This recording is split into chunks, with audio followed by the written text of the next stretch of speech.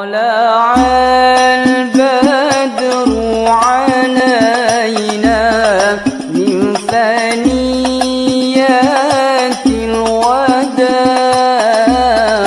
وجب الشكر علينا. Subhanahu wa ta'ala maha mengabulkan doa. Nah, hadirin yang dimuliakan Allah Subhanahu wa ta'ala, insyaallah tema kita pada pagi hari ini adalah berkaitan dengan hal-hal yang akan menyelamatkan kita, atau kalau cukup waktunya berarti 10 perkara yang akan menyelamatkan kita di akhirat kelak. Ikhwah hafizakumullah, diriwayatkan bahwasanya Utsman bin Affan pada suatu hari didatangi oleh Umar ibn al-Khattab radhiyallahu anhu, di mana Umar bin Khattab juga mengucapkan salam kepadanya. Namun ternyata Utsman bin Affan tidak tahu kalau ada Umar bin Khattab lewat dan mengucapkan salam. Maka Utsman bin Affan tidak menjawab salam daripada Umar bin Khattab. Karena tidak dijawab salamnya, maka Umar bin Khattab pergi kepada Abu Bakar As-Siddiq, lalu kemudian menyatakan, "Wahai Abu Bakar, ada apa dengan Utsman bin Affan? Saya mendatanginya, saya mengucapkan salam kepadanya, tapi tidak dijawab salamku." Maka Abu Bakar As-Siddiq dan Umar bin Khattab berangkat menemui Utsman bin Affan. Setelah bertemu dengan Utsman bin Affan, Abu Bakar As-Siddiq pada waktu itu sebagai khalifah, jadi setelah Rasulullah SAW meninggal dunia ya, Abu Bakar As-Siddiq bertanya kepada Utsman bin Affan, "Wahai Utsman bin Affan, ada apa dengan dirimu? Tadi saudaramu Umar bin Khattab melewatimu, datang kepadamu mengucapkan salam, tapi kamu tidak membalas dan tidak menjawab salamnya." Maka Utsman bin Affan menyatakan, "Saya tidak tahu kalau Umar bin Khattab datang, dan saya pun tidak dengar kalau dia mengucapkan salam." Umar bin Khattab kan bilang, "Saya datang, saya juga mengucapkan salam." Kata Utsman, "Saya tidak tahu kalau engkau datang, dan saya tidak dengar kalau engkau mengucapkan salam." Maka Abu Bakar As-Siddiq menyatakan, "Engkau benar wahai Utsman bin Affan, bahwa engkau tidak sadar kalau Umar bin Khattab datang dan mengucapkan salam. Berarti ada sesuatu yang sedang engkau pikirkan. Ada perkara besar yang sedang engkau perhatikan, ya, sedang engkau pikirkan." Dan sebelum dilanjutkan Bapak sekalian, ini menunjukkan bahwa seseorang ketika berpikir keras, khususnya adalah laki-laki, biasanya pendengarannya berkurang. Nanti ibu-ibu kalau manggil bapak-bapaknya nggak nyaut-nyaut, nah itu berarti lagi berpikir keras itu Bapak sekalian ya. Mikirin apa itu Bapak sekalian. Nah, di sini Utsman bin Affan ditanya, "Benar berarti engkau sedang memikirkan perkara yang begitu besar. Apa sih yang sedang kau pikirkan?" Utsman bin Affan kemudian menyatakan, "Wahai Abu Bakar As-Siddiq, sesungguhnya Rasulullah Shallallahu Alaihi Wasallam telah meninggal dunia. Akan tetapi saya belum sempat bertanya kepada beliau apa yang akan menyelamatkan kita. Perkara apa saja yang akan menyelamatkan kita nanti di akhirat?" Apa jawab Abu Bakar? "Saya sudah menanyakan hal tersebut kepada Rasulullah Sallallahu Alaihi Wasallam." Maka Utsman bin Affan pun berdiri menghadapnya, kemudian menyatakan, "Bi abi anta wa ummi ya Abi Bakar," gitu ya. "Bapak dan ibuku menjadi tebusanmu. Memang engkau lebih layak untuk menanyakan hal ini." Abu Bakar As-Siddiq kemudian menyatakan, "Saya bertanya kepada Rasulullah Sallallahu Alaihi Wasallam, ya Rasulullah, ma najatu hadzal amr? Ya Rasulullah, apa sih yang akan menjadikan kita selamat? Ya, perkara apa saja yang akan menjadikan kita selamat?" Rasulullah Shallallahu Alaihi Wasallam menjawab, "Man qabila minnil kalimah allati aradtu ala ammi faraddaha alayya fahiya lahu najat." Siapa yang menerima kalimat yang aku tawarkan kepada pamanku, namun dia menolaknya, maka kalimat itu akan menjadikan keselamatan bagi dirinya. Kalimat ini tentu Bapak sekalian tiada lain kecuali la ilaha illallah. Jadi Abu Thalib ketika beliau sakaratul maut menjelang kewafatannya, Dikatakan oleh Rasulullah SAW, ya ammi kul la ilaha illallah. Wahai pamanku, ucapkan la ilaha illallah. Satu kalimat yang dengannya akan saya jadikan hujjah di hadapan Allah. Satu kalimat yang dengannya aku akan menolongmu pada hari kiamat.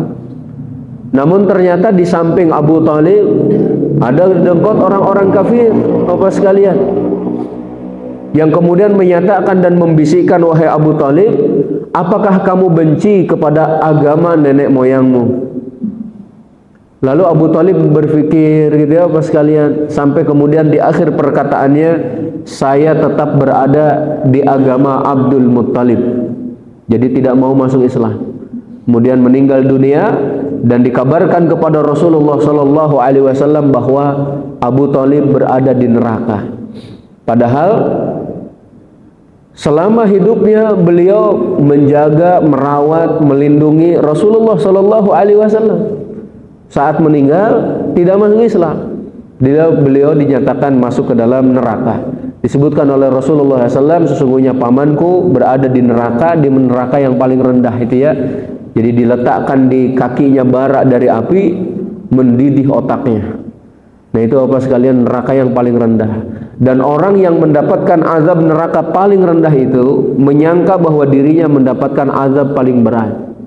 Nasallallahu al-afiyah. Karena itu jangan sampai kita mampir ke neraka ya apa sekalian. Nasallallahu al-afiyah. Kayak apa saja yang akan menyelamatkan kita? Sebelum masuk ke dalam beberapa hal yang akan menyelamatkan, kita lihat dulu dari hadis barusan. Siapa yang berpikir keras, memikirkan perkara-perkara yang akan menyelamatkan diri dan umat dari neraka pada hari kiamat, ini adalah Utsman bin Affan. Padahal kita tahu Utsman bin Affan adalah salah seorang sahabat Rasulullah Shallallahu Alaihi Wasallam yang diberikan kabar atau bahkan dijamin untuk masuk surga. Jadi seorang sahabat yang sudah dijamin masuk surga saja masih galau memikirkan keselamatannya pada hari kiamat. Semestinya kita yang tidak ada jaminan lebih galau lagi, itu apa sekalian. Tidak seperti sebagian orang yang menyatakan hidup di dunia itu ya masa muda katanya poya-poya ataupun juga senang-senang, itu apa sekalian ya. Mainnya poya-poya dan sebagainya, itu apa sekalian. Kalau sudah tua kaya raya katanya kalau mati masuk surga, apa sekalian. Enak sekali ya kalau kehidupan seperti itu. Utsman bin Affan selalu memikirkan apa sekalian, bagaimana dan apa caranya agar kita selamat. Selanjutnya Bapak sekalian, perkara pertama yang akan menyelamatkan kita pada hari kiamat kelak adalah tauhid. Dari hadis barusan. Dan ini merupakan sebab terbesar seseorang selamat dari neraka. Keselamatan seseorang dari neraka itu nanti bertingkat-tingkat Bapak sekalian. Yang pertama, ada orang yang selamat dari neraka bahkan tanpa hisab. Jadi masuk ke dalam surga tanpa hisab. Rasulullah Shallallahu Alaihi Wasallam menyatakan, yang diriwayatkan oleh siapa itu? Uqashah ya Ibn Mihsan, bahwa Rasulullah SAW menyatakan sungguhnya akan masuk dari umatku ini 70.000 golongan ya masuk surga tanpa hisab. Insya Allah. Kemudian Rasulullah SAW masuk ke dalam rumahnya, para sahabat bertanya-tanya, itu siapa yang akan masuk surga tanpa hisab?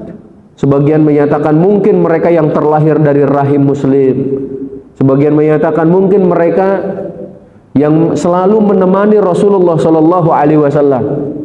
Nah dari sini menunjukkan keistimewaan orang yang selalu berteman dan menemani Rasulullah Shallallahu Alaihi Wasallam.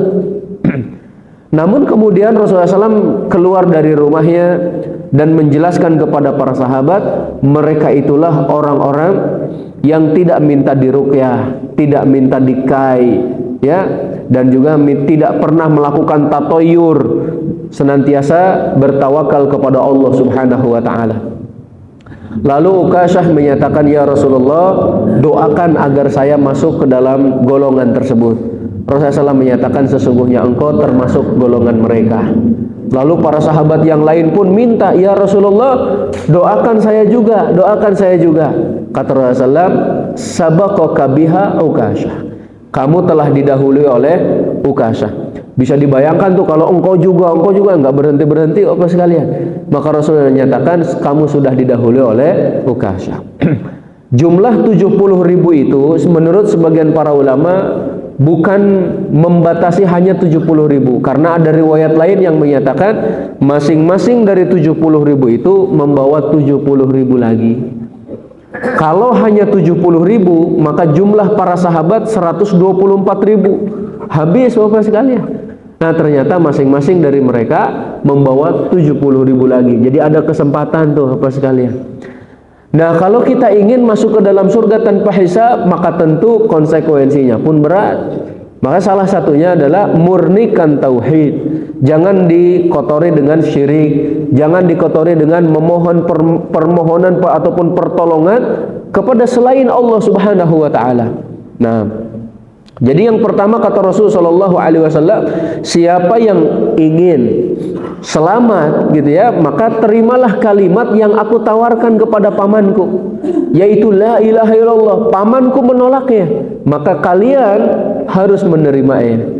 Bapak sekalian, kita sudah sama-sama faham bahwa la ilaha illallah adalah kuncinya surga. Namun tidak ada satu kunci pun kecuali memiliki gigi ya, kecuali kunci zaman sekarang Bapak sekalian, nggak ada giginya, nggak ada apanya, itu tiba-tiba pencet tombol aja gitu ya Bapak sekalian, maju itu mobil.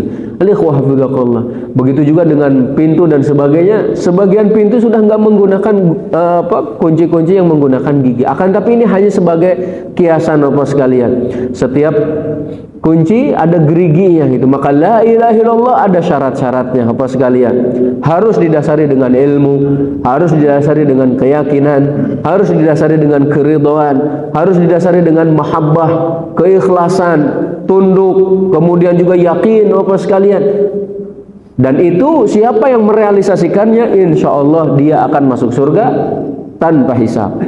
Yang kedua Bapak sekalian, ada orang yang masuk ke dalam surga sebelumnya mampir di neraka, namun dia tidak kekal di dalam neraka. Jadi dia dibersihkan di dalam neraka sesuai dengan kadar dosanya, dan tentu sesuai dengan keadilan Allah Subhanahu wa taala Bapak sekalian. Ini yang kedua ya. Kemudian yang ketiga, ada orang yang tidak bebas dari neraka, naudzubillah min dzalik, selama-lamanya di neraka. Dan inilah orang-orang yang meninggal dalam kekafiran. Ada yang memberikan ibarat Bapak sekalian, kalau seekor babi dicuci oleh kita menggunakan air laut ya, mungkin Bapak-bapak pergi ke Ancol gitu atau ke pelabuhan di sini yang terdekat, mencuci satu ekor anjing sampai habis air lautnya, seekor babi gitu. Kira-kira babi itu berubah menjadi suci atau tidak? Tetap najis. Tetap najis walaupun air lautnya habis. Itu hanya gambaran saja. Sebanyak apapun air digunakan untuk mencucinya tetap najis Bapak sekalian. Orang kafir dimasukkan ke dalam neraka, dicuci gitu ya, dikucek-kucek, dipukul-pukul itu Bapak sekalian, dibanting-banting, kok nggak bersih-bersih? Ya sudah, selamanya di sana. Nasallallahu al-afiyah.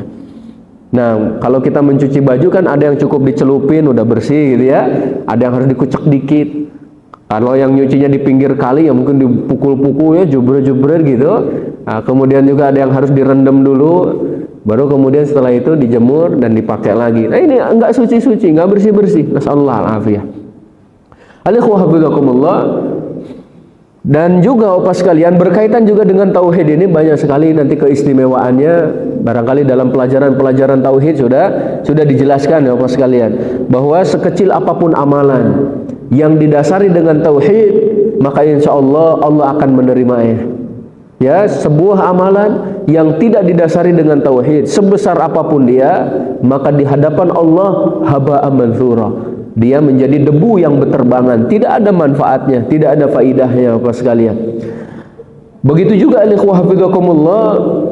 sebaliknya gitu ya, dosa-dosa nih Bapak sekalian, dosa apapun yang dikerjakan oleh seorang manusia selama selain syirik, lalu kemudian dia bertaubat kepada Allah, bahkan syirik itu sendiri kalau kita taubat kepada Allah, Allah akan menerimanya. Jadi jangan sampai kita meninggal dalam keadaan syirik. Itu yang pertama ya, ringkasnya.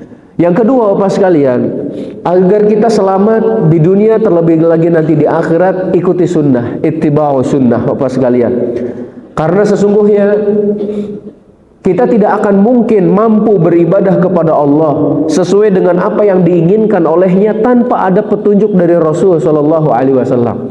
Maka di antara konsekuensi syahadatain, asyhadu an la ilaha illallah wa asyhadu anna Muhammadar Rasulullah, kita tidak menyembah kecuali Allah dan kita tidak menyembah Allah kecuali dengan apa yang dibawa oleh Rasulullah sallallahu alaihi wasallam. Imam Malik Ibn Anas, beliau menyatakan, man aradan najata fa'alaihi bi kitabillahi wa sunnati nabiyhi sallallahu alaihi wasallam.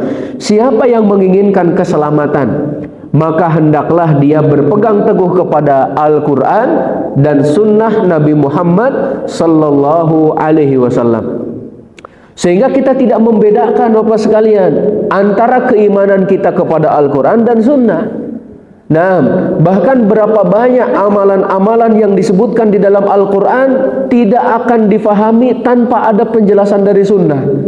Nah, seperti sholat saja, kita tidak tahu berapa rakaat sholat isya, subuh, duhur, asar, maghrib kalau tidak dijelaskan di dalam sunnah. Kapan waktunya, itu juga dijelaskan di dalam sunnah. Imam Malik juga menyatakan, as-sunnatu safinatun Nuh.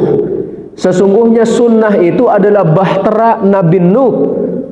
Man rakibahan naja wa man takhallafa anha ghariq.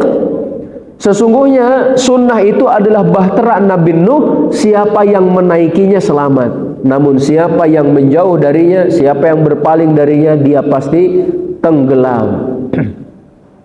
Ini diibaratkan dengan bahtera Nabi Nuh. Pada waktu Nabi Nuh, Bapak sekalian ya, beliau membuat bahtera tersebut kan dicela oleh kaumnya. Ngapain Nuh kamu membuat bahtera ataupun kapal? Kita hidup jauh dari lautan gitu ya, dicela itu. Sampai kemudian Allah menurunkan hujan yang lebat, bumi pun mengeluarkan air, Bapak sekalian, terjadilah banjir bandang. Dan pada waktu itu Allah menyatakan, la asimal yauma min amrillah illa man rahim. Tidak ada yang akan selamat dari urusan, dari perkara dan dari perintah Allah, dari ketetapan Allah pada hari ini, kecuali siapa yang dirahmati olehnya. Diceritakan ada seorang ibu lari ke puncak gunung. Jadi selain anaknya Nabi Nuh ya, ketika dikatakan ya bunayyar kam ma'ana, wahai anakku, ayo naik bersama kami, wala takum ma'al kafirin. Kamu jangan bersama orang-orang kafir. Kata Nabi Nuh, kata anak Nabi Nuh, sa'awi ila jabali ya'simuni minal ma. Aku akan menaiki puncak gunung yang menyelamatkanku dari air ini. Jadi dia naik, nah ternyata ada seorang wanita pun membawa anaknya naik ke puncak gunung, Bapak sekalian. Ketika air tersebut sampai di pinggangnya, dia mengangkat anaknya. Ketika air sampai di dadanya, dia mengangkat lagi anaknya. Ketika air sampai di hidungnya, dia mengangkat anaknya, Bapak sekalian. Ketika air menenggelamkannya, dia pun berusaha mengangkat anaknya. Kalau saja ada seorang hamba Allah yang akan diselamatkan pada hari itu, maka bisa jadi wanita itu akan diselamatkan. Namun sudah menjadi ketetapan Allah, tidak ada yang diselamatkan pada hari itu kecuali yang dirahmati oleh Allah, yaitu mereka yang naik bahtera Nabi Nuh alaihi salam. Nah sekarang kita, jika kita ingin selamat, maka ikuti sunnah Nabi Muhammad sallallahu alaihi wasallam.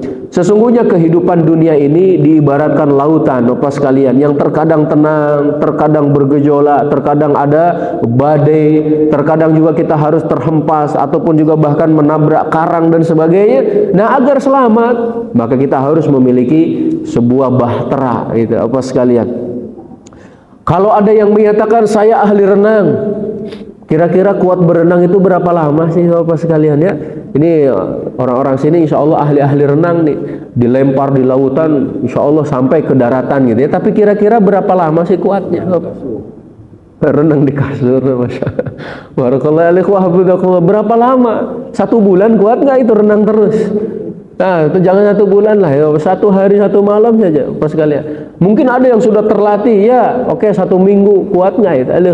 Sedangkan kehidupan dunia ini ada yang menjalaninya 60 tahun, 70 tahun, apa sekalian, 50 tahun dan sebagainya. Nah, maka dari itu kita harus berusaha dan menyiapkan perkara-perkara yang akan menyelamatkan kita. Salah satunya adalah mengikuti sunnah Rasulullah SAW. Kita sama-sama sering mendengar ayat Allah Subhanahu wa taala yang menyatakan laqad kana lakum fi rasulillahi uswatun hasanah liman kana yarjullaha wal yawmal akhirah wa dzakarallaha katsira. Telah ada pada diri Rasul sallallahu alaihi wasallam itu uswatun hasanah, suri tauladan yang baik bagi mereka yang mengharap perjumpaan dengan hari akhir dan juga banyak mengingat Allah Subhanahu wa taala. Dalam ayat ini banyak sekali pelajaran ya Bapak sekalian. Yang pertama, Allah menegaskan bahwa Nabi Muhammad sallallahu alaihi wasallam adalah rasul. Laqad kana lakum fi Rasulillah. Masya Allah, Allah menegaskan. Jadi sudah benar Nabi Muhammad itu adalah Rasulullah, utusan Allah. Lalu yang kedua, Rasulullah Sallallahu Alaihi Wasallam sebagai uswatun hasanah. Di dalam Al-Quranul Karim, uswatun hasanah hanya dilekatkan kepada dua nabi. Yang pertama Nabi Muhammad Sallallahu Alaihi Wasallam, yang kedua Nabi Ibrahim. Qad kanat lakum uswatun hasanah fi Ibrahim walladzina ma'ahu. Telah ada bagi kalian suri tauladan yang baik pada diri Nabi Ibrahim dan orang-orang yang bersamanya. Ini menunjukkan bahwa manusia sempurna diantaranya adalah Nabi Muhammad SAW dan Nabi Ibrahim, sampai mereka berdua menjadi kekasihnya Allah Subhanahu wa ta'ala. Kemudian al-ikhwah hafizakumullah, Ibnul Qayyim menyatakan seberapa besar kita mengikuti sunnah Nabi Muhammad sallallahu alaihi wasallam, maka sebesar itu pula lah kemuliaan diri kita diraih, pertolongan dari Allah akan digapai, dan Allah akan senantiasa bersamanya. Allah akan memberikan hidayah dan kemenangan kepadanya sesuai dengan tadi, seberapa besar kita mengikuti sunnah Nabi Muhammad sallallahu alaihi wasallam. Al-ikhwah hafizakumullah, Rasulullah SAW juga memberikan wasiat kepada para sahabatnya, alaikum bisunnati wa sunnatil khulafa'ir rasyidin al-mahdiyyin min ba'di. Hendaklah kalian senantiasa mengikuti sunnahku dan sunnah para khulafa'ur rasyidin yang mendapatkan hidayah setelahku. Addu 'alaiha bin nawajid. Hendaklah kalian gigit dengan gigi geraham. Apa yang dimaksud dengan sunnah Bapak sekalian? Sunnah menurut bahasa adalah tariqah, jalan yang baik ataupun yang buruk, itu secara bahasa. Ya Bapak sekalian, jalan apapun yang kita tempuh menurut bahasa, yaitu adalah sunnah. Tapi menurut istilah, maka apa yang berasal dari Nabi Shallallahu Alaihi Wasallam, baik dari perkataannya, perbuatannya, ketetapannya, akhlaknya Bapak sekalian, nah itu yang kita kemudian diperintahkan untuk mengikutinya. Rasulullah Shallallahu Alaihi Wasallam juga menyatakan, man amila amalan laisa alaihi amruna fahuwa raddun. Siapa yang mengerjakan sebuah amalan tanpa dasar dari agama kami, maka dia tertolak. Juga beliau menyatakan, fa inna khairal hadisi kitabullah wa khairul hadi hadi Muhammadin sallallahu alaihi wasallam. Sesungguhnya sebaik-baik, sebenar-benar, sejujur-jujur perkataan itu adalah kitabullah, Al-Quran, dan sebaik-baik petunjuk adalah petunjuk Nabi Muhammad sallallahu alaihi wasallam. Pada hari kiamat kelak Bapak sekalian, Rasulullah sallallahu alaihi wasallam menunggu kita di Telaga Kautsar. Menunggu kita kedatangan umatnya. Ketika melihat ada sekelompok umatnya ingin mendekati Rasulullah Sallallahu Alaihi Wasallam, ingin menuju Telaga Kautsar, ternyata kelompok ini dihalau oleh Allah Subhanahu Wa Taala. Kalian tidak boleh. Rasul bertanya, ya Allah, haulai ummati, ya Allah, mereka adalah umatku. Kenapa tidak boleh mendekat? Kenapa tidak boleh merasakan segarnya Telaga Kautsar? Ternyata Allah Subhanahu wa taala menyatakan, ya Muhammad, gitu ya, wahai Muhammad, sesungguhnya kamu tidak mengetahui apa yang mereka kerjakan sepeninggalmu. Innaka la tadri ma ahdatsu ba'daka. Jadi kamu tidak tahu apa yang mereka ada-adakan ketika engkau telah meninggal dunia. Maka Rasulullah SAW menyatakan, suhqan suhqan liman ghayyara ba'di.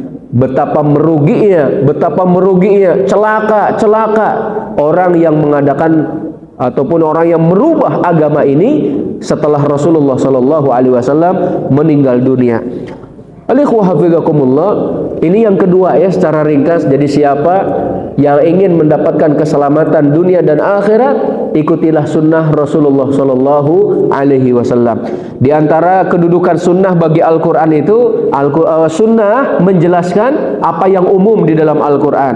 As-sunnah menguatkan apa yang ditetapkan oleh Al-Quran. As-sunnah menetapkan sesuatu yang tidak ditetapkan oleh Al-Quranul Karim.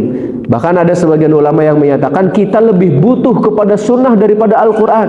Bukan dalam arti sunnah lebih utama daripada Quran, tidak. Tapi penjelasan dari as-sunnah itu lebih kita butuhkan untuk memahami Al-Quranul Karim, Bapak sekalian. Nah, kemudian yang ketiga, ikhwah hafizakumullah, agar kita selamat dunia dan akhirat, kita harus takut kepada Allah Subhanahu wa taala dan bertakwa kepadanya. Allah Subhanahu wa taala berfirman, "Wa may yuti'illaha wa rasulahu wa yakhshallaha wa yattaqhi faulaika humul faizun." Siapa yang taat kepada Allah, kepada Rasulnya, takut kepada Allah dan bertakwa kepadanya, ini ada 4 perkara, maka merekalah orang-orang yang beruntung. Faulaika humul faizun. Pas sekalian, yang pertama taat kepada Allah, yang kedua kepada Rasul. Jadi taat Allah dan taat Rasul digandeng, Bapak sekalian ya, sebagaimana perkataan Ibnu Abbas juga yang menyatakan 3 ayat disampaikan oleh Allah berangkai. Salasu ayatin makrunatun bi salasin. Kata beliau ya, ada 3 ayat dirangkai dengan 3 hal. Dalam 1 ayat ada 2 perintah, Bapak sekalian. Yang pertama kata beliau, atiullaha wa atiur rasul. Taatlah kalian kepada Allah, taatlah kalian kepada Rasul. Maka siapa yang hanya taat kepada Allah, tidak taat kepada Rasul, tidak akan diterima. Siapa yang hanya beribadah kepada Allah dengan ikhlas namun tidak mutaba'atur Rasul, tidak diterima. Sampai dua-duanya dikerjakan, sampai dia ikhlas, sampai dia mutaba'atur Rasul, sampai dia taat Allah, sampai dia taat Rasul. Yang kedua, Allah menyatakan aqimus shalah wa atuz zakah. Dirikan salat, tunaikan zakat. Siapa yang hanya mendirikan salat namun tidak menunaikan zakat, tidak diterima. Maka pada waktu pemerintahan Abu Bakar As-Siddiq, ketika ada orang-orang yang murtad, Bapak sekalian, keluar dari Islam karena tidak mau membayar zakat, diperangi oleh Abu Bakar. Umar bin Khattab bertanya, "Wahai Amirul Mukminin, wahai Abu Bakar, apakah engkau akan memerangi kelompok yang mendirikan sholat? Mereka mengucapkan syahadatain, mereka mendirikan sholat." Kata Abu Bakar As-Siddiq, "Saya akan memerangi manusia yang memisahkan antara sholat dan zakat." Masya Allah. Jadi Abu Bakar As-Siddiq dalam beberapa momentum, dalam beberapa kondisi ataupun dalam beberapa peristiwa lebih tegas daripada Umar bin Khattab. Kita tahu kan Umar bin Khattab kurang tegas apanya gitu ya, Bapak sekalian, sampai Rasul menyatakan orang yang paling lembut terhadap umatku adalah Abu Bakar, dan orang yang paling kuat gitu ya memegang agamanya adalah Umar bin Khattab. Sampai setan pun nggak mau ketemu dengan Umar bin Khattab. Umar bin Khattab lewat jalan yang satu, maka setan lewat jalan yang lain gitu, nggak mau ketemu. Tapi dalam beberapa perkara, Bapak sekalian, Abu Bakar lebih tegas daripada Umar. Salah satunya dalam masalah ini. Saya akan memerangi orang yang memisahkan antara sholat dan zakat, kata Abu Bakar As-Siddiq. Masya Allah. Kemudian juga sebelumnya ketika Rasulullah Shallallahu Alaihi Wasallam meninggal dunia, ya, Abu Bakar ataupun Umar bin Khattab sampai menyatakan, siapa yang mengatakan Nabi Muhammad meninggal akan aku bunuh. Abu Bakar kemudian berceramah, ya, siapa yang menyembah Allah, Allah itu maha hidup. Siapa yang menyembah Nabi Muhammad, Nabi Muhammad telah meninggal dunia. Sampai dibacakan ayatnya. Kemudian Umar bin Khattab baru sadar bahwa ternyata Rasulullah SAW sudah meninggal dunia. Nah, kembali ke sini Bapak sekalian. Jadi siapa yang ingin taat kepada, ingin selamat di dunia dan di akhirat, taat kepada Allah dan Rasul. Kemudian yang ketiga adalah wa yakhshallaha, takut kepada Allah. Al-khasyah di atasnya khauf, Bapak sekalian. Dalam bahasa Indonesia kita sama-sama artikan dengan takut, padahal khasyah itu kakaknya khauf. Kalau khauf sekedar takut. Kalau khasyah takut yang dilandasi rasa cinta dan pengagungan. Bapak sekalian, kita terkadang takut terhadap seseorang, tapi kita tidak memuliakan, tidak mengagungkan, dan tidak mencintainya. Sedangkan khasyah, kita takut kepada seseorang, kita takut kepada Allah, khususnya di sini ya, takut kepada Allah karena kita mengagungkannya, karena kita mencintainya. Makanya siapa yang takut kepada manusia, dia akan lari darinya. Tapi siapa yang takut kepada Allah, dia akan mendekat kepadanya. Al-ikhwah hafizakumullah. Baik dengan doa, baik dengan ibadah, dia akan terus mendekat. Nah, kemudian wa yattaqi, dan bertakwa kepadanya. Kita sudah sama-sama mengerti apa makna daripada takwa. Di antara definisi yang terbaik Bapak sekalian disampaikan oleh Talq ibn Habib.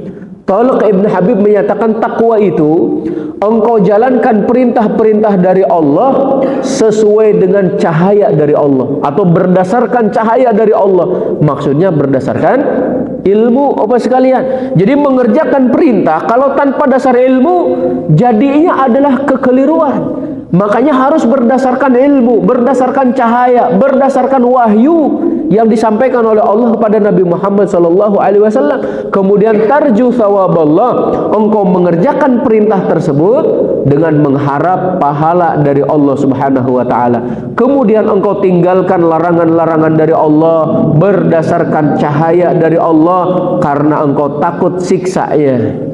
Itu adalah takwa Bapak sekalian. Nah, selanjutnya juga Bapak sekalian yang dimuliakan Allah Subhanahu wa taala, Allah Subhanahu wa taala juga berfirman, innamal mu'minuna alladzina idza dzukirallahu wajilat qulubuhum wa idza tuliyat 'alaihim ayatuhu zadatuhum imana wa 'ala rabbihim yatawakkalun. Allah membatasi karakter orang-orang yang beriman itu hanyalah mereka yang apabila disebut nama Allah bergetar hatinya. Masya Allah Bapak sekalian, ini menunjukkan benar-benar peka itu ya dengan ayat-ayat Allah. Sekeras-kerasnya Umar bin Khattab, kalau diingatkan Allah bergetar hatinya Bapak sekalian. Tidak jadi kalau beliau ingin memukul, diingatkan Allah nggak jadi. Kalau beliau mengangkat pedang, dikatakan Allah, beliau turunkan pedangnya. Takut dengan Allah Subhanahu wa taala. Masya Allah. Kemudian wa idza tuliyat 'alaihim ayatuhu zadatuhum imana. Kalau dibacakan ayat-ayatnya bertambah keimanan. Ini Bapak sekalian sebagai muhasabah bagi kita ya, kira-kira sudah enggak hati kita ini bergetar. Ini ada cerita lain Bapak sekalian. Dulu ada seorang pemuda sakit, ya sudah diobati oleh para dokter-dokter ahli, tapi nggak sembuh-sembuh Bapak sekalian. Orang-orang pada heran, ini sakitnya apa sih itu ya, sudah dicek dan sebagainya, dikasih resep, nggak sembuh-sembuh. Akhirnya didatangkan seorang psikolog, seorang ahli agama juga Bapak sekalian. Dia tidak mengecek sakitnya, dia hanya menyebut nama-nama yang ada di kampungnya itu, disebutin gitu ya, si fulan, sambil didengerin detak jantungnya. Ketika menyebut satu nama itu ya, ternyata jantungnya berdegupnya itu sangat kencang itu. Sampai kemudian dikatakan, Pak, Ibu, ini anak muda ini sakitnya bukan karena apa? Karena ingin nikah, katanya ini. Masya Allah. Tadi ketika disebut satu nama, ternyata jantungnya kencang banget, katanya ini detak jantungnya. Ini menunjukkan dia pengen nikah. Akhirnya dinikahkan, sembuh Bapak sekalian. Nah, barangkali ada bapak-bapak atau ada para pemuda yang sakit-sakitan nggak sembuh-sembuh. Nah, coba Bapak sekalian dinikahi ya, Masya Allah, dinikahkan. Kembali lagi ke sini, berbeda dengan orang yang beriman. Jadi berdekupnya ini ataupun detak jantungnya itu semakin keras adalah saat diingatkan nama Allah Subhanahu wa taala. Kita juga mengenal ataupun juga sering mendengar ya hadis 7 orang yang mendapatkan naungan Allah pada hari kiamat. Salah satunya kan orang yang diajak berzina, kemudian dia menyatakan, inni akhafullah, aku takut kepada Allah Subhanahu wa taala. Padahal bisa jadi dia jauh gitu ya dari kampung halamannya. Dia menjadi orang asing, dia berada di satu tempat yang mungkin tidak dilihat oleh manusia. Bapak sekalian, tapi dia menyatakan inni akhafullah. Dulu ada seorang pemuda Bapak sekalian, dia penjual keliling, kemudian digoda oleh seorang wanita ataupun dia pura-pura membeli, kemudian disuruh masuk ke rumahnya, setelah itu dikunci Bapak sekalian. Sampai wanita itu menyatakan, kalau kamu tidak memenuhi keinginan saya akan berteriak sehingga orang-orang akan mengira kamu akan berbuat buruk kepada saya. Maka kata si pemuda tersebut, ya sudah kalau begitu izinkan saya untuk mandi dulu. Dia disilahkan untuk masuk kamar mandi itu Bapak sekalian. Apa yang dilakukannya? Ternyata dia buang hajat Bapak sekalian, dia lumuri badannya dengan kotorannya. Setelah itu dia keluar dari kamar mandi, maka si wanita itu malah ketakutan gitu ya. Akhirnya dibukakan pintunya dan pulang. Ternyata Bapak sekalian, singkat cerita si pemuda ini tidak lama meninggal dunia, dan orang yang memandikannya menemukan wangi gitu ya, wangi yang lebih wangi daripada kasturi dari tubuhnya. Masya Allah. Mereka lah yang meninggalkan perzinaan karena takut kepada Allah. Nah, sebagian orang ketika mendengar kisah Nabi Yusuf yang mana pintu-pintu sudah dikunci gitu ya, wa ghallaqatil abwab, pintu-pintu sudah ditutup. Ini menunjukkan bukan hanya satu pintu Bapak sekalian, karena al-abwab, abwab itu kan banyak. Maka ada yang menyatakan pintu yang dikunci itu sudah 7 lapis Bapak sekalian. Bisa dibayangin itu. Jadi istananya besar ya, pintunya sudah dikunci. Kemudian dikatakan, hai talak, kemarilah, kemarilah.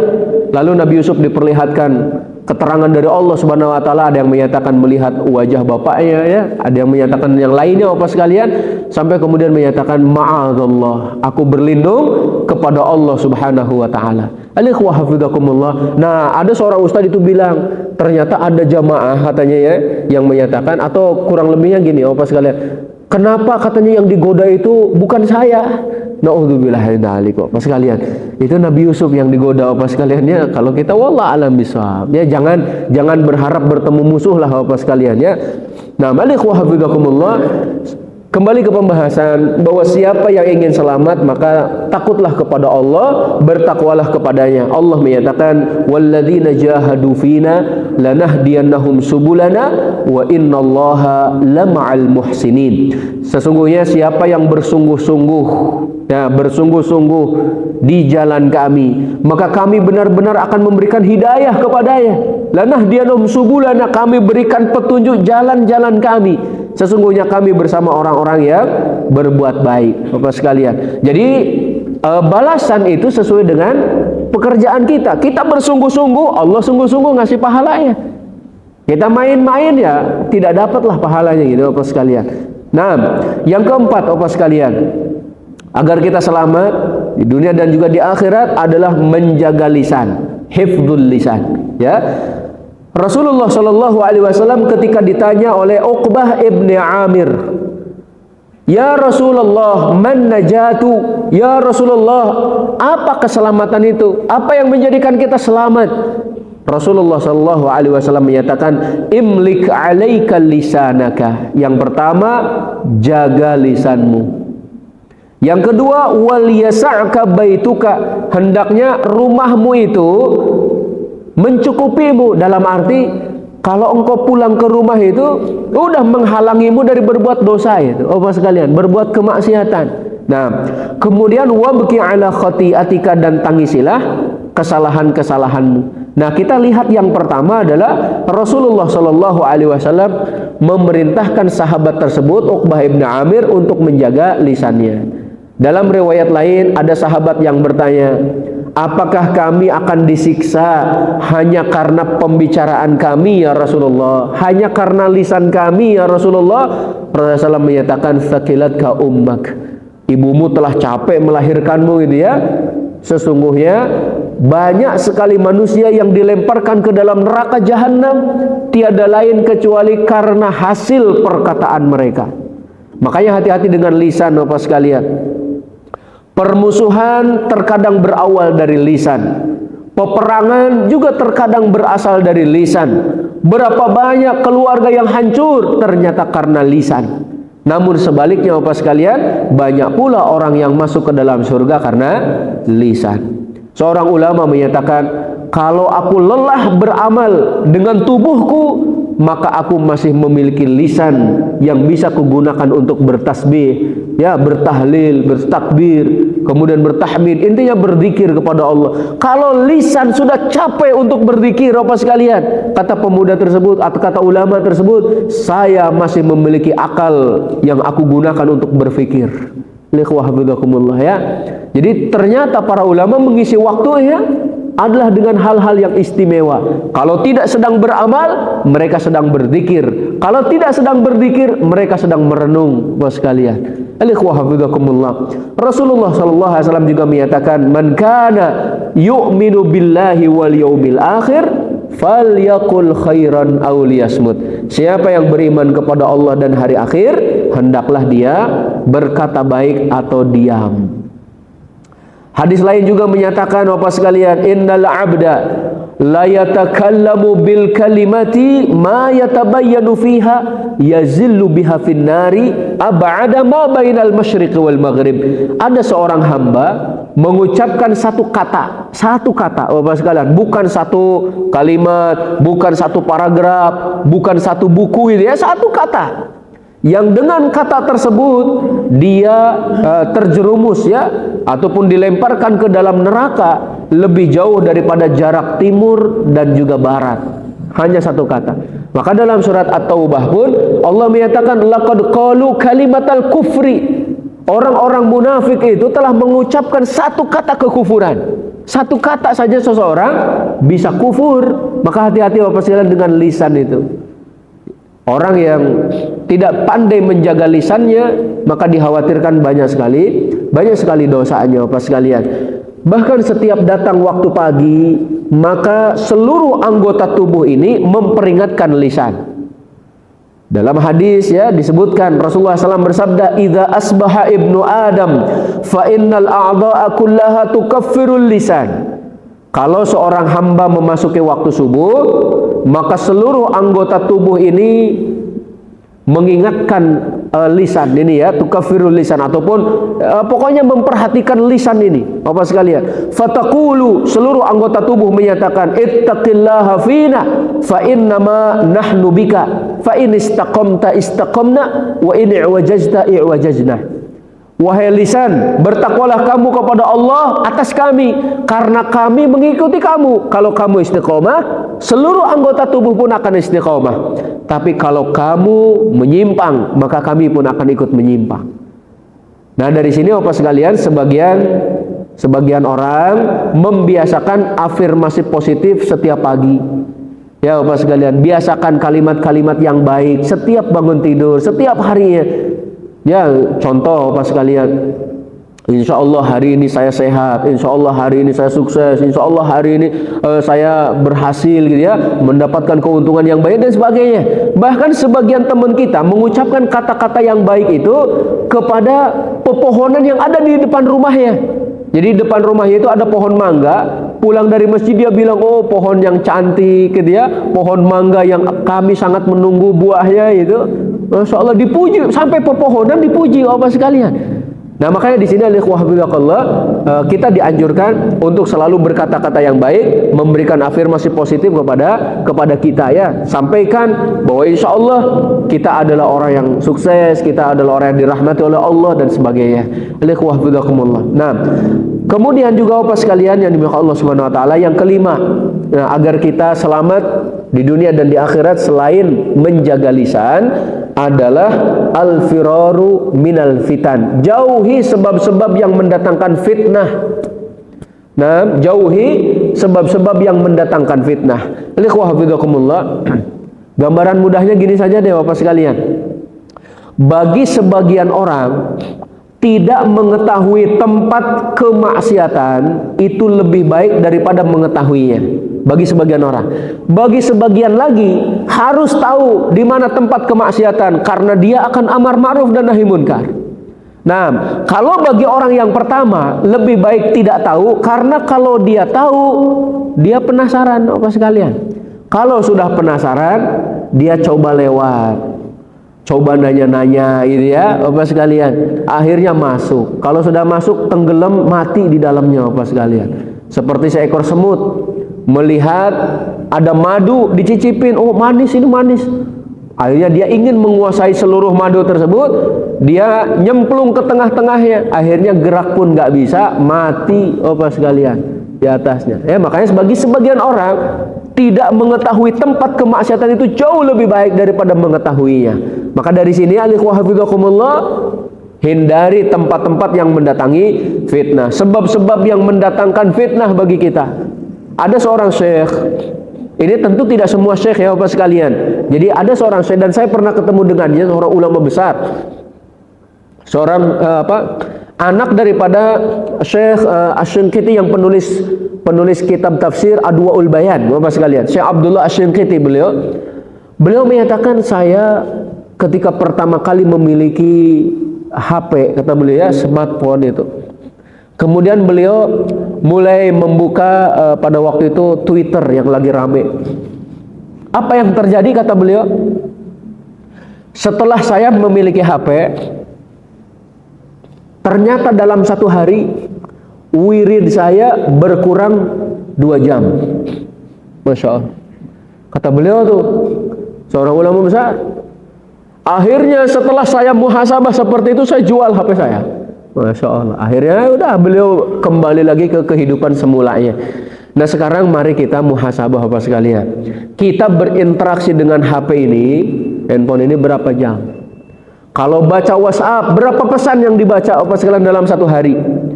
Padahal ada pesan yang lebih baik, 1 hurufnya 10 kebaikan. Pesan yang pasti membawa kebaikan Bapak sekalian, ada 6.000 pesan lebih. Kalau itu belum terbaca, sayang. Itulah pesan-pesan Al-Quranul Karim. Nah, begitu juga dalam berinteraksi dengan internet, berinteraksi dengan media sosial dan sebagainya. Kalau mendatangkan fitnah, jauhi.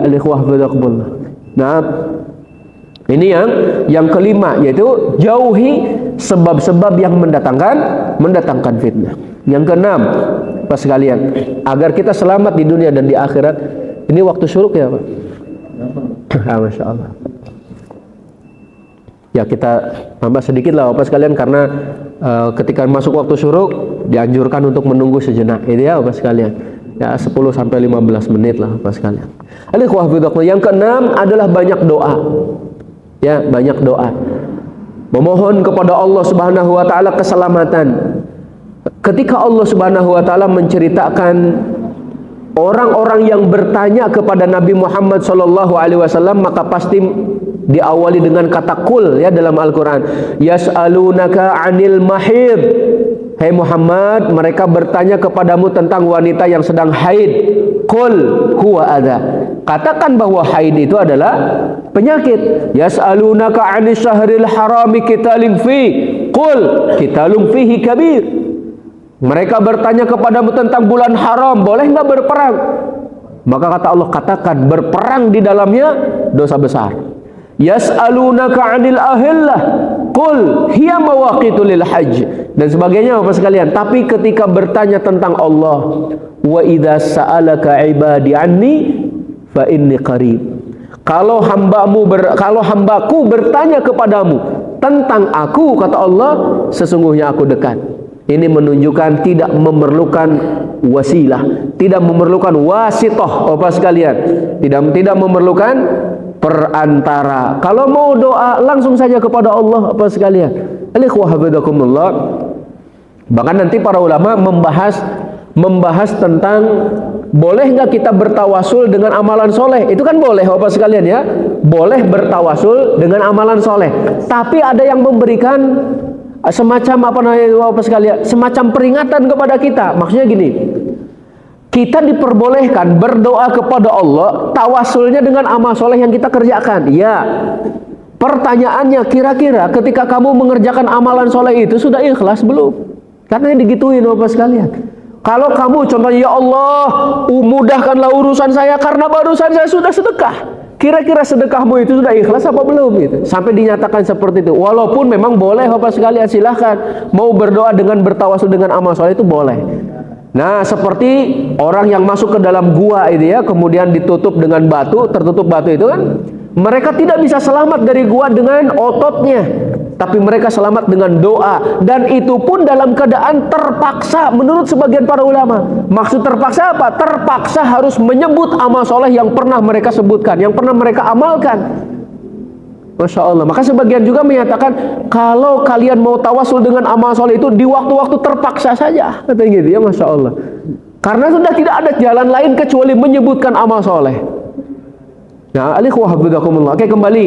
Jadi kalau kita ingin selamat dunia dan akhirat, perbanyak doa. Rabbana atina fid dunya hasanah wa fil akhirati hasanah wa qina adzabannar. Jadi ceritanya apa sekalian, ada seorang sahabat doa kepada Allah, ya Allah, kalau saja ada jatah azabku di akhirat, jangan tunda di akhirat. Berikan saja di dunia, biar di akhirat udah bebas gitu. Ternyata sahabat ini sakit parah Bapak sekalian. Dijenguk oleh Rasulullah Shallallahu Alaihi Wasallam. Rasulullah merasa kasihan dengan keadaannya. Kemudian Rasul bertanya kepada sahabat yang lain, mungkin laki-laki ini pernah berdoa terhadap dirinya. Kata sahabat tersebut, benar ya Rasulullah. Ya, ini sahabat yang ditanya, dia telah berdoa, ya Allah, kalau ada bagian azabku di akhirat, jangan di akhirat, di dunia saja. Kata Rasul, demi Allah dia tidak akan pernah sanggup, Bapak sekalian. Kenapa laki-laki itu tidak berdoa, Rabbana atina fid dunya hasanah wa fil akhirati hasanah wa qina azabannar. Maka disampaikan kepada sahabat ini dan dia pun membaca doa tersebut. Tidak lama setelah itu sembuh, Bapak sekalian. Nah, maka dari ini hati-hati juga dalam berdoa ya. Sebagian orang menyatakan lebih baik sakit gigi daripada sakit hati. Mendingan sehat, Bapak sekalian. Kok minta sakit gigi? Nas'alullah al-afiyah alaihi. Dan kata ahli saraf, sakit gigi itu ya sakit banget gitu ya, Masya Allah. Alaihi. Hati-hati sekali lagi dalam masalah doa ya. Apalagi kalau doa orang tua terhadap anaknya. Oke, kembali Bapak sekalian, siapa yang ingin selamat maka berdoalah kepada Allah, mintalah kepada Allah, karena di tangannya lah kebaikan dunia dan akhirat. Keselamatan kita pun ada di tangan Allah Subhanahu wa taala. Kemudian yang ketujuh, agar kita selamat dunia dan akhirat, perbanyak taubat dan istighfar. Jadi kalau disebut taubat dan istighfar, sebagian ulama membedakan. Kalau taubat terhadap dosa-dosa besar, kalau istighfar terhadap dosa-dosa kecil. Tapi kalau hanya satu yang disebut, maka dua-duanya masuk, taubat dan istighfar. Jadi ya, sebagaimana Islam dan iman, kalau disebut dua-duanya, maka masing-masing memiliki makna tersendiri. Tapi kalau hanya satu yang disebut, maka dua-duanya masuk. Gitu ya, Bapak sekalian. Rasulullah Shallallahu Alaihi Wasallam menyatakan, bertaubatlah kalian kepada Allah, karena sesungguhnya aku bertaubat kepada Allah dalam satu hari 70 kali. Dalam riwayat lain 100 kali. Itu Rasul. Nah, tentu kita harus lebih banyak lagi, Bapak sekalian. Rasulullah SAW juga menyatakan, tuba liman wajada fi sahifatihi istighfaran katsira. Beruntunglah bagi siapa yang mendapatkan catatan amalannya, ternyata di dalamnya banyak sekali istighfar. Astaghfirullahaladzim, astaghfirullahaladzim wa atubu ilaih. Nah, kemudian yang ke-8 Bapak sekalian, agar kita selamat dunia dan akhirat, hindari ujub ya, hindari ujub, merasa diri lebih mulia daripada orang lain, merasa diri lebih hebat daripada orang lain. Itu ujub Bapak sekalian. Ada ujub, ada takabur ya. Kalau seseorang bangga dengan dirinya, bangga dengan amalnya, berarti ujub. Kalau sudah ditambah dengan meremehkan orang lain, menolak kebenaran, berarti dia sombong. Jadi ditambah ujub dan takabur ya. Nasallallahu alaihi. Oke, yang ke-9 Bapak sekalian, hendaklah kita banyak mengingat hisab. Umar bin Khattab mengingatkan ya, hasibu anfusakum qabla an tuhasabu. Jadi hisablah diri kalian sebelum nanti kalian dihisab. Karena siapa yang mengadakan hisab di dunia, insya Allah hisab di akhirat lebih ringan, Bapak sekalian. Oke, kalau kita melihat ada sebuah persidangan contohnya di dunia, yang mana ternyata kasusnya itu ataupun juga pokoknya kasusnya gitu, sampai yang dianggap kasus itu sampai berjilid-jilid. Lalu bagaimana nanti di akhirat? Di dunia saja persidangannya seperti itu, detail dalam urusan harta, detail dalam urusan kesehariannya. Lalu bagaimana nanti di akhirat? Oke, yang ke-10 Bapak sekalian, agar kita selamat dunia dan akhirat adalah amar ma'ruf dan nahi munkar.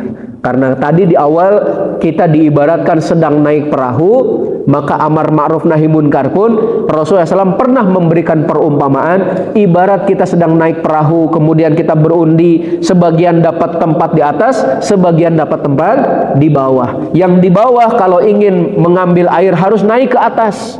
Seperti itu terus sampai kemudian mereka bilang, wahai teman-temanku, bagaimana menurut kalian kalau kita lobangi kapal ini dikit aja, sehingga kita tidak lagi mengganggu teman kita yang di atas, tidak nyenggol. Kalau ada yang sedang tidur, tidak terbangunkan oleh karena kita lewat gitu ya, kemudian terciprati air dan sebagainya. Niatnya sih bagus. Gimana kalau kita lobangi dikit aja, biar kita nggak mengganggu saudara-saudara kita yang di atas. Kalau dibiarkan, bukan saja mereka yang tenggelam, tapi semua yang ada di atas perahu itu tenggelam. Tapi kalau diingatkan, mereka akan selamat. Bukan hanya mereka, tapi semua yang ada di atas perahu pun akan selamat. Jazakumullah khair. Ini barangkali ya yang dapat kita sampaikan pada kesempatan kali ini.